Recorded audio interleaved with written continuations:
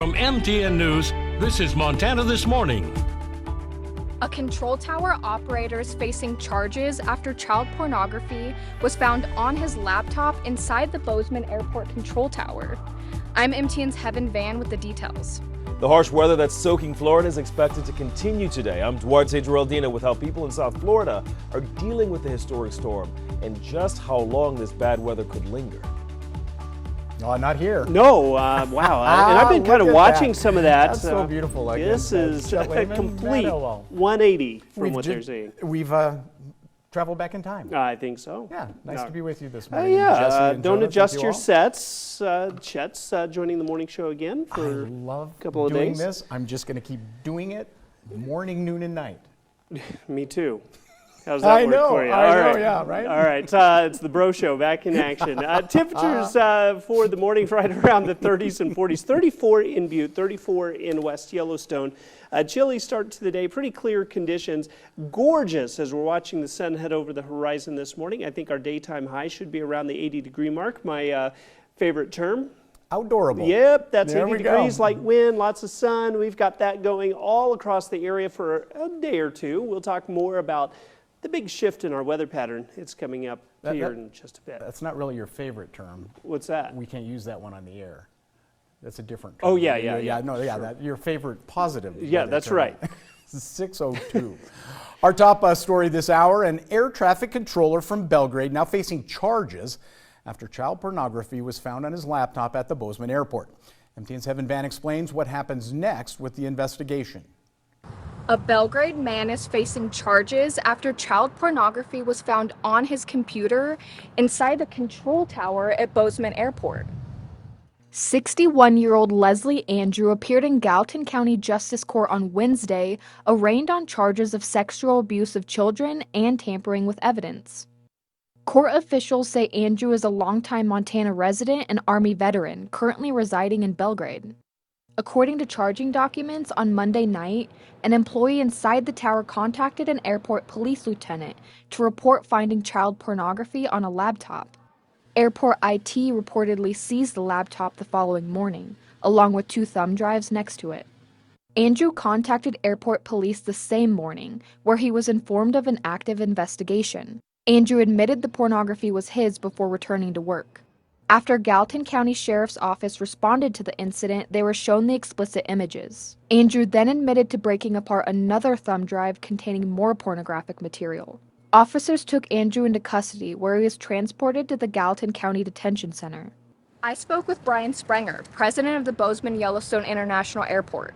He tells MTN that Andrew isn't an airport employee, but rather works for a company contracted by the Federal Aviation Association, called Serco. Sprenger tells MTN that any investigation will be handled by them. Leslie Andrews' bond is set for $50,000. He'll be seen next in court on June 28, 2024. In Bozeman, Heaven Van, MTN News. Well, while it is outdoorable weather here, record rainfall causing massive flooding in Florida, leaving thousands without power this morning. Streets and major roadways have also been shut down. CBS's Duarte Geraldino has the latest on the massive rainfall as a state of emergency has been declared in some areas. People in South Florida are living through a rare flash flooding emergency that's expected to continue throughout much of today. Dania is one of millions dealing with this historic rain. It's crazy. I mean, look at my pants. Look at me. I'm wet. Every time I walk in the street, the water's right here. Wednesday's downpours flooded roads and left parts of I-95 in Broward County shut down. The situation so dire, Florida Governor Ron DeSantis declared a state of emergency for South Florida. The National Weather Service warning people, move to higher ground now. In Dania Beach, police and fire crews conducted at least 40 rescues. On the Gulf Coast in Lee County, emergency officials had to save at least 1 driver from floodwaters. Farther north, a possible tornado brought down trees and power lines in Martin County. The rain forcing ground stops at both Miami International and Fort Lauderdale Hollywood International airports. Michelle Faria was supposed to be on one of the hundreds of flights delayed or canceled because of the weather. I was supposed to leave at 10:20 for St. Lucia, and it was delayed. It just kept getting delayed, and then they pushed it to 9 p.m. tonight. So I ended up just switching flights. The National Weather Service warning more rain is on its way, which means low-lying areas with poor drainage throughout South Florida could see a continued rise in waters. Duarte Geraldino, CBS News. Now, the National Hurricane Center says it is currently monitoring a low-pressure system moving across the state and that there is a slight chance that that system could develop into a tropical storm within the week. Other headlines: with home prices up more than 50%, some states, including Montana, rising home values have led to higher real estate taxes around the country. And now many states are looking to provide relief to frustrated residents. Scripps News' Dan Grossman tells us what's being done across the country.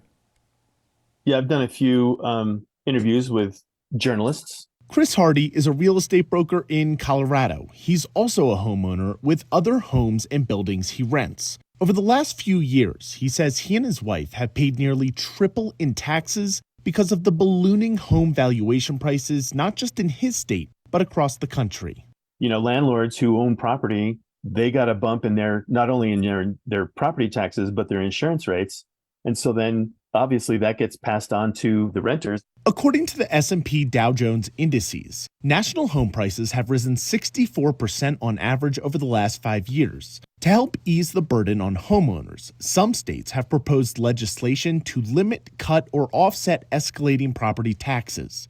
In Colorado, the legislature upped how much homeowners could take out of their home valuation from $15,000 to $55,000 last November. It also decreased the residential assessment rate from 6.765% to 6.7%, saving the owner of a $500,000 home $350 a year, according to the nonpartisan Legislative Council staff. Similar measures have passed in Alabama and Wyoming, with special sessions to address property taxes on the docket in both Kansas and Nebraska. But as Hardy points out, while the measures could save taxpayers money, it would also take away from governments that rely on the funding. Certainly in some of the smaller rural areas, fire departments are entirely dependent on those assessments and those property valuations to enable them to continue providing the services that they have. The rising valuations have overloaded some assessors' offices. In a call with Scripps News, the assessor for Hardee's County in Colorado, Bob Overbeck, said his staff has been flooded with protests from residents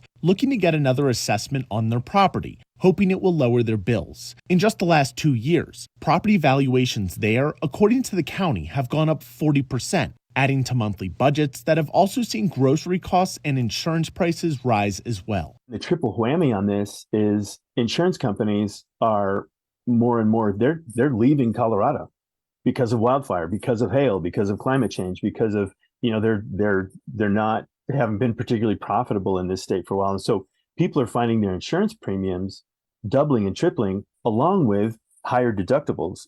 But it's not just confined to Colorado. According to the National Association of Realtors, home insurance costs are expected to go up 6% by the end of 2024, and that's on top of a 20% increase from the previous 2 years. It only adds to the financial strain some are working so hard to overcome. Dan Grossman, Scripps News, Denver. In more economic news, the Federal Reserve announces its latest decision on interest rates as the government releases new data on inflation. CBS's Dan Ubakis has a look inside the numbers.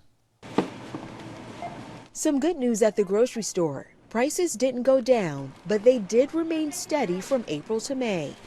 And drivers are getting a break at the pump. AAA says the national average is down about 16 cents a gallon in the last month. Overall, inflation eased to 3.3% in May, down from 3.4% in April. I think this report is encouraging. We're moving in the right direction. But, you know, at the end of the day, prices are still pretty high. I think that's what's weighing on consumers still. That includes housing costs. Rent prices shot up nearly 5.5% in the last year.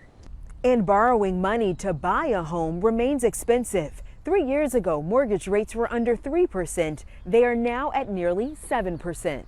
Good afternoon. A significant drop isn't expected anytime soon. The Federal Reserve decided to once again keep interest rates the same in an attempt to ease rising prices. And the board now says it only plans one rate cut sometime this year.